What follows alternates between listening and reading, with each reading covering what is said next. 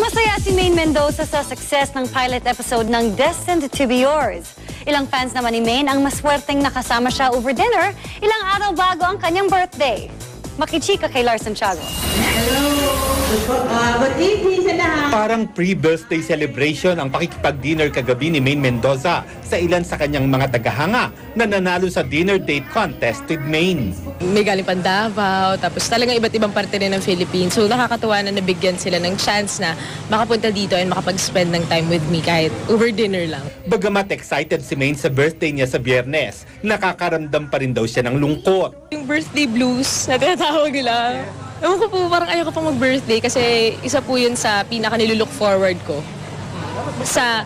Oo, pero parang nakakalungkot kasi parang feeling ko pag birthday ko na, wala na, tapos na. Masaya naman si Maine sa matagumpay na pagkapalabas ng Destined to be Yours nila ni Alden Richards, lalo't mataas ang ratings nito at umani pa ng 4 million tweets worldwide. Iba raw ang pakiramdam niya habang pinapanood ang sarili noong pilot episode ng show.